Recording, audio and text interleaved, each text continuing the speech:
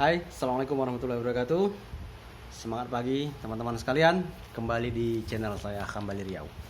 Baik, sudah lama kita tidak membuat konten video ya tentang bicara masalah sosial maupun politik serta pemerintahan. Karena memang membuat video ini kita harus fokus. Baik, kita akan membahas, ini masih hangat masalah ya, baik itu COVID dan penanganannya serta apa saja yang dilakukan pemerintah dalam rangka melakukan jaring pengaman sosial ya bagi masyarakat baik yang terdampak maupun bagi masyarakat yang mendapatkan program-program dari pemerintah seperti BST atau bantuan sosial tunai dan yang lain-lain ya, seperti sembako juga. Nah, apalagi sekarang kita di Pekanbaru ini belum ada kejelasan terkait dengan distribusi sembako yang tahap berikutnya yang dijanjikan, apakah yang sudah disebarkan ini sudah mencapai 15.000 sampai dengan 50.000 dan seterusnya. Ini khusus di Kota Pekanbaru ya. Karena memang se-Indonesia ini banyak ya, terutama dari seluruh RT-RT yang mengeluhkan terkait masalah bantuan sosial ini ya. Ada bahkan yang tidak mendapatkan sama sekali warganya gitu kan, yang menjadi sasaran amukan warga adalah RT tersebut begitu. Nah, ini kan harus kita jelaskan secara terperinci. Kita di sini sedikit akan membahas terkait masalah anggaran penanganan COVID secara nasional ya, secara makro, secara besar begitu, yang dianggarkan oleh pemerintah kita. Yang semula anggaran itu besarnya adalah 405,1 triliun menjadi 677,2 triliun. Ini anggaran yang sangat fantastis sekali ya. Ini anggaran kalau APBN kita dari mulai 1.000-2.000 triliun, ini anggarannya hampir 50% ya, hampir 50% ya dari anggaran APBN kita ya, sebesar 677,2 triliun untuk khusus penanganan Covid. Nah, kita sebagai masyarakat harus memahami ya, 677,2 triliun ini untuk apa saja, untuk pembiayaan sektor apa saja yang akan digunakan oleh pemerintah ya dalam rangka khusus menangani COVID ya, yang disebut dengan bencana non alam. Jadi ada beberapa sektor yang harus kita ketahui. Jadi 677 triliun ini jangan dipahami oleh masyarakat hanya untuk bantuan sosial diberikan kepada masyarakat ya, baik itu tunai yang besarnya kemarin kalau di bantuan dari pemerintah pusat itu sebesar Rp600.000 ya itu. Nah, kalau untuk di daerah ada bantuan keuangan BNQ untuk provinsi yang besarnya katanya Rp300.000, tapi hingga saat ini ya kita masih menunggu statusnya ya dalam untuk mendistribusikan bantuan tersebut. Nah, sekarang kita kembali ke topik 677,2 triliun untuk sektor apa saja ya pembiayaan dari anggaran yang digelontorkan oleh negara kita yang kita cintai ini ya. Yang pertama adalah untuk sektor kesehatan. Nah, ini saya pikir ini sudah benar ya, untuk sektor kesehatan walaupun angkanya ya tidak fantastis amat.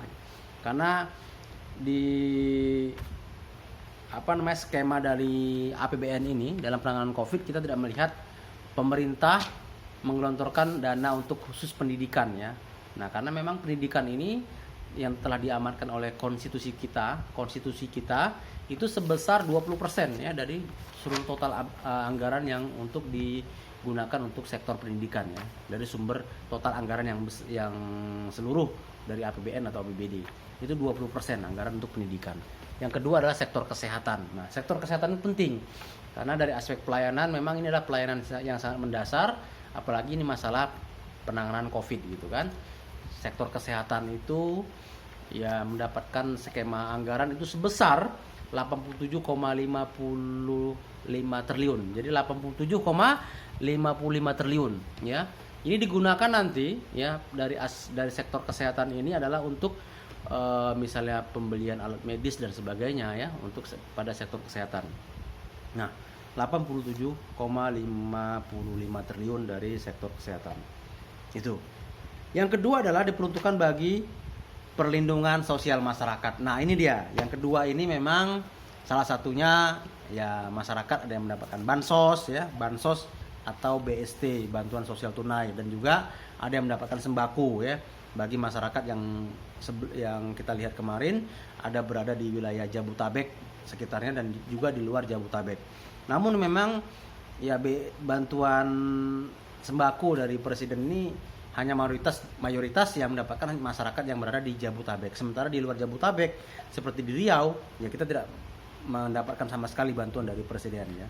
Yang dapat hanya BCP, bantuan beras cadangan pemerintah ya, itu yang kedua adalah di sektor perlindungan sosial masyarakat, di antaranya program PKH. Nah, PKH ini adalah program Keluarga Harapan yang dimana dari PKH ini nanti itu yang dikelola langsung oleh Kementerian Sosial ya, berkoordinasi dengan pemerintah daerah yang akan menggelontorkan program-program PKH ini, program Keluarga Harapan kepada masyarakat miskin dan juga rentan miskin ya, seperti misalnya beasiswa pendidikan ya, kemudian ada bantuan keuangan setiap bulan dan sembako dan seterusnya. Ini yang lebih paham secara mendetail adalah pendamping program Keluarga Harapan itu sendiri. Ada yang menarik di anggaran untuk perlindungan sosial masyarakat ini, anggarannya cukup besar, yaitu 203,9 triliun. Nah, ini sangat besar sekali anggarannya, saya pikir ya paling besar anggaran. Tapi kita jangan terkecoh dengan anggaran 203 triliun untuk apa saja, karena tadi sudah saya sebutkan yang diantaranya adalah untuk program Keluarga Harapan PKH. Yang kedua ini ternyata program dari pemerintah seperti Kartu Prakerja ya nangkring di program anggaran sosial ini. Nah, ya nangkring artinya program dari presiden sendiri seperti Kartu Prakerja itu yang menumpang ya, ada penumpang, bukan penumpang gelap ya, penumpang resmi, tapi ya ditumpangkan di pada program perlindungan sosial masyarakat di anggaran 203,9 triliun ini. Nah, ini ya, ini anggaran seperti Kartu Prakerja. Nah, kita lihat sendiri banyak kemarin ya polemik tentang Kartu Prakerja. Kartu Prakerja ini bahkan ya dikritisi oleh para ahli ekonomi, bahkan yang mengatakan masyarakat tidak butuh pelatihan, tapi masyarakat butuh uang tunai gitu. Karena anggaran dari Kartu Prakerja yang diberikan itu, fasilitasnya, misalnya fasilitas Kartu Prakerja itu satu penerima manfaat besarnya 6 juta rupiah.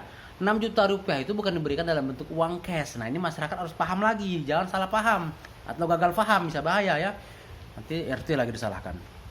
Nah, 6 juta ini nanti akan dikelola oleh lembaga-lembaga terkait seperti mungkin Dinas Ketenagakerjaan yang akan mengelolanya. Jadi satu penerima manfaat dari Kartu Prakerja ini, misalnya paketnya, platformnya itu anggarannya 6 juta rupiah, itu nanti dari 6 juta rupiah ini untuk pelatihan 3 juta misalkan, dan seterusnya. Jadi yang mungkin yang bisa untuk bantu untuk modal kerja bagi masyarakat itu hanya besarnya mungkin ada yang mencapai 1 jutaan atau 600.000 karena sudah dipotong. Nah, ternyata 6 juta ini tidak utuh terima masyarakat, tapi berupa misalnya pelatihan soft skill lah ya, pelatihan modal pelatihan yang akan dilaksanakan oleh lembaga-lembaga terkait untuk meningkatkan kemampuan masyarakat gitu. Nah, itu boleh juga sih, benar tidak ada masalah, tapi masyarakat sebagian bukan membutuhkan pelatihan juga. Pelatihan kan cukup besar anggarannya, hanya untuk pelatihan hampir 50%. Sementara masyarakat butuh modal kerja kan begitu. Pasti Anda juga butuh modal kerja kan? Nah, kita semua butuh modal kerja. Oke, itu yang sektor kedua ya, untuk anggaran dari penanganan COVID tersebut. Besar sekali angkanya 203,9 triliun. Yang ketiga. Nah, yang ketiga ini tak kalah pentingnya pada sektor pelaku usaha atau mikro, pelaku usaha mikro ya, dan juga UMKM. Ini anggarannya besar juga, sebesar 123,46 triliun. Yang dimana anggaran ini nanti diperuntukkan, kata Pak Presiden, untuk subsidi bunga ya, pendukung modal kerja. Nah, bagi teman-teman sebagai pelaku usaha mikro, maka rajin-rajin mencari informasi terkait tentang bantuan penanganan COVID ini yang anggarannya sebesar 123,46 triliun. Jadi 123,46 triliun ini digunakan pada sektor pelaku usaha mikro, kecil dan mikro dan menengah ya. Ingat itu, 123 triliun. Ini ibaratnya kelas cacingnya lah, UMKM ya, kelas maksudnya kelas kecilnya. ada yang kelas tenaga itu ya pelaku usaha yang besar ya, itu juga mendapat insentif nanti dari pemerintah pada pembiayaan dari skema COVID-19 ini. Itu ya yang ketiga. Yang keempat, untuk sektor, nah ini yang saya katakan tadi, untuk sektor yang lebih kelasnya kelas naga gitu kan. Sektor dunia usaha ya, sebesar berapa? Sektor dunia usaha yang sifatnya sudah besar ya, 120,61 triliun. Nah, ini semua sektor dapat ya. Semua lapisan unsur dari masyarakat ini semua dapat, baik itu sektor usaha besar maupun kecil dapat. 120,61 triliun. Fungsinya adalah untuk relaksasi di bidang perpajakan dan juga stimulus lainnya. Itu jadi itu. Nah, ini yang lebih detailnya lembaga-lembaga seperti Dirjen Pajak lah memahami masalah relaksasi dari program untuk dunia usaha tadi ya, yang besarannya adalah 120,61 triliun. Nah, yang kelima ini untuk sektor korporasi. Nah, korporasi BUMN tentunya, Badan Usaha Milik Negara ya, BUMN ini. Jadi BUMN pun mendapatkan suntikan anggaran untuk penanganan COVID ya. Dan anggaran itu besarannya adalah 44,57 triliun. Itu yang kelima ya, untuk sektor korporasi BUMN. Saya tidak tahu nanti BUMN penggunaannya untuk apa saja, apakah untuk membeli alat APD juga dibagikan ke masyarakat, saya tidak tahu. Oke, itu yang kelima. Yang keenam, untuk dukungan sektoral maupun kementerian dan juga lembaga-lembaga terkait. Jadi ini yang kelima, yang keenam ini untuk sektoral seperti lembaga terkait, lembaga pemerintahan, dan juga pemerintah daerah mendapatkan bantuan stimulus untuk penanganan dampak sosial dampak COVID ya 19 ini sebesar 97,11 triliun. Nah, jadi rekan-rekan sekalian, para sahabat-sahabat Kembali Riau, untuk anggaran 677,2 triliun ini yang sudah saya sebutkan tadi, di mana saja pos-posnya yang akan diedarkan oleh pemerintah ya untuk penanganan COVID, silakan masyarakat bisa mengakses informasi yang seluas-luasnya, dan juga kita bisa melakukan pengawasan ya. Tentunya pengawasan agar anggaran ini tidak disalahgunakan ya. Maka pemerintah juga melalui Pak Presiden sudah menegaskan katanya bahwa anggaran 677,2 triliun ini yang untuk penanganan COVID, harap seluruh elemen mengawasinya ya, apalagi penegak hukum dari kepolisian dan kejaksaan mengawasi dari distribusi dari anggaran yang ini untuk agar turun mengalir kepada orang-orang yang berhak untuk menerimanya. Memang ya kita tidak tahu ya bagaimana mekanisme pengawasannya, karena memang walaupun ketat, kalau memang ada niatnya untuk melakukan tindak-tindakan yang mengambil hak orang ya bisa saja terjadi ya, baik itu pengawasnya, pelaksananya dan sebagainya gitu. Nah, kita berpijak dari prasangka baik saja kepada para penyelenggara yang akan mendistribusikan anggaran yang cukup besar ini kepada masyarakat ya, dengan baik tentunya dan tepat sasaran ya. Dan mudah-mudahan anggaran ini bisa bermanfaat bagi masyarakat. Dan masyarakat jangan hanya berharap pada BST saja, karena tidak semua masyarakat yang mendapatkan BST, bantuan sosial tunai ya.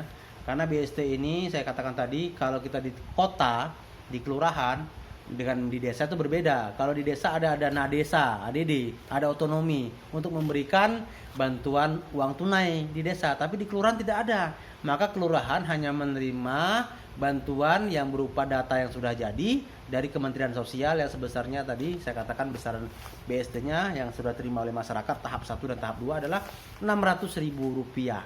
Nah, itu yang kelemahan kita untuk di kota. Sementara di desa memang ada dana desa yang bisa dialihkan untuk bantuan sosial ya, berdasarkan yang kita ikuti yang selama ini, bagaimana desa-desa tersebut membagikan uang tunai kepada masyarakatnya. Namun walaupun demikian juga memang banyak juga masyarakat desa-desa itu yang bermasalah dalam membagikan. Yang bermasalahnya juga ya ada melakukan seperti pungli, ada juga yang membagikan itu tidak sesuai dengan tata aturannya, seperti membagikan secara merata kepada masyarakat. Itu tidak benar. Walaupun itu baik, tapi tidak benar dalam tata aturan atau regulasi. Makanya kita dalam pemerintahan ini kita harus melihat pertama aspek kepastian hukum dalam melaksanakan penyelenggaraan publik ya. Baik itu mengerjakan suatu hal itu harus ada dasarnya, ada mekanisme yang harus kita jalankan. Jadi asas kepastian hukum ini sangat penting, ya kan, asas transparan dan sebagainya, akuntabel, dia bisa dipertanggungjawabkan. Makanya ada desa-desa yang bermasalah, yang barangkali tersangkut masalah hukum, yaitu seperti itu. Mungkin seperti pungli, ya tidak banyak lah ya, pungli itu dipotong bantuannya, itu ada juga terjadi di beberapa desa. Tapi yang juga ada masalah, ada niat desanya baik ya, tidak memotong, tapi ingin membagi kepada seluruh masyarakat merata, itu juga tidak benar, karena memang ada ketentuan-ketentuan untuk membagikan dana desa tersebut.